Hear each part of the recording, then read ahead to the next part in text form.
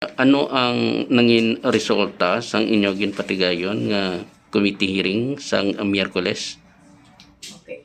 Mayadgin hapon, Bert, no? Sang Miyerkules, nagpatigayon kita kang public hearing kag consultation regarding sa propose nga rates para sa CT scan naton nga implementar, no? Kag maga-functional na tani sa Iloilo Provincial Hospital sa Cototan and another one soon to be just sa Mother and Child Hospital sa Banwa kung San Joaquin.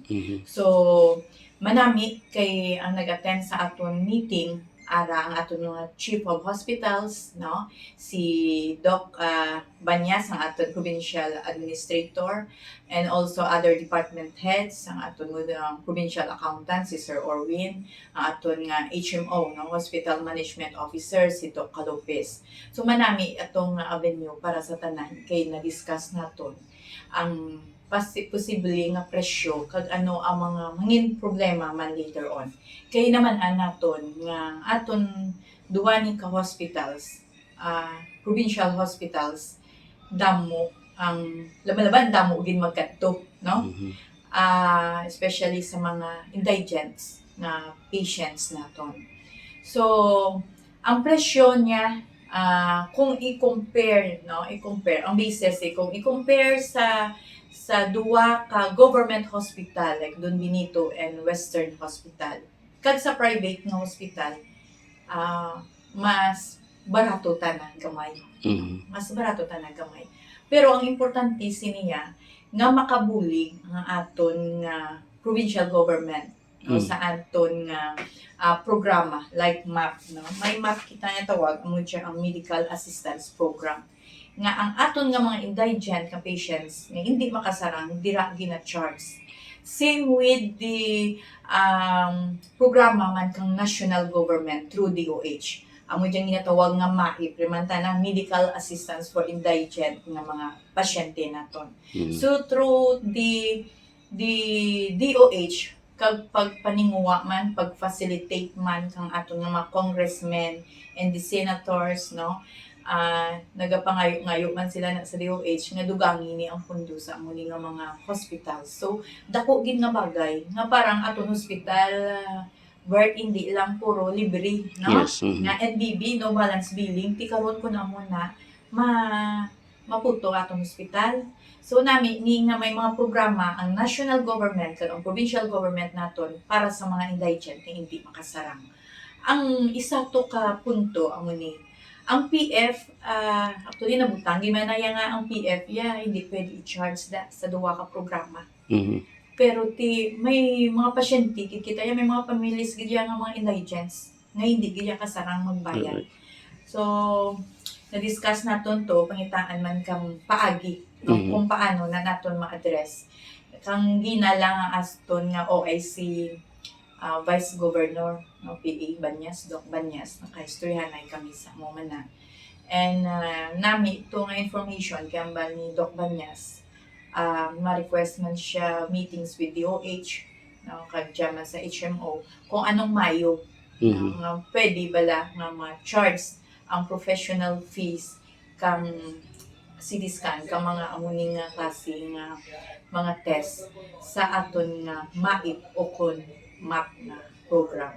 Pero by the next week, tinguan man nato, no? Pasalamatan taman gali ang aton board members inupod ko sa aton meeting to last time.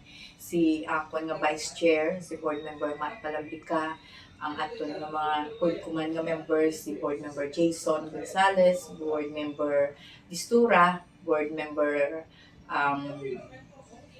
June Mondihat, no? Ga-support gid sanda sa aton, no? Amo dyan nga komitiba kag hoping by next week, no, maka come up kita, no, ang desisyon kag kamo dalian gid man Bert. Kay bisan ara na da ang machine, o ay kita ordinansa kung paano kag pirang pagpanukot hindi ginaya magfunksyonan. So we all knows nga kinanglanon gini kag maaktuhan kag ma-implement naton na yun as soon as nga pasa naton ordinance sa sangguniang bayan, sangguniang panalawigan. Kaya na mutikan man naton nga kahapon, magluwas nga ginistoryahan ninyo kung paano magsukot o kung mapabarato nga mas masarangan sa aton pumuluyo ang presyo sini, ginapmedyosan nyo pagid kung paano nga hindi gid mahulaan ang aton pumuluyo nga makapagwa sang kantidad gikan sa sini nga serbisyo sang CT scan. Correct, Bert, no? Kapangita gid kita kang pamaagi, no? Ngarang bulig nga tuntuod na lang kita na, Bert. Oo. Kay medyan gid man tanan nga hindi makasara. Pero i-ano ko lang, Bert, no? Laban-laban mamangkot ang atin nga mga constituents. Yes. Paano mag-cater ang Pototan, ang San Joaquin later on. So we have discussed na unahon nilang inpatient. Ang Yes. pasyente nga ara nga daan. So like other hospitals nga requested to nga kung pwede makapa CT scan, i-treat na nila nga OPD Okay. i-schedule. Pero kung may that time lang nga may bakante, kay according man kay Doc Cordero, kay Doc Pulines, more or less in a day is 15 to 20 ang cater ka machine. And ang result will be 3 to 5 days ang buwan niya. So, ang pamangkot pagida, ang mga RHUs, ang mga sintro naton, pwede man sila maka-recommend or makapadala dito. Pwede man, they will treat as OPD man gihapon, no? Ang pamangkot to, Bert, pwede magamit ang MAIP or MAP. Hindi, sa iban sila yung hospital na halin, Yes. no? Amo na ang pamangkot. So, gina-istoryahan pa to kung ano mayo pwede. Bala ka MOA, ang amuning hospital, ang Banwa, LGUs, sa Pototan, or sa San Joaquin Hospital, Mother and Child Hospital, nga hatag lang sila guarantee letter, i-cater ang pasyente nila nga halin sa ila Banwa. No? So, amo pa na ang ginadiscuss pagin soroli para nga makaserbisyo kita sa tao sa aton pumuluyo direkta man. So matag nga ang Committee on Ways and Means nagapangita gid sang ways kag means nga Ways makabulig and means, sa aton pumuluyo. Correct, Bart. Anyway, may pundo nga ng aton nga gobyerno. No? In one way, social services, Bart.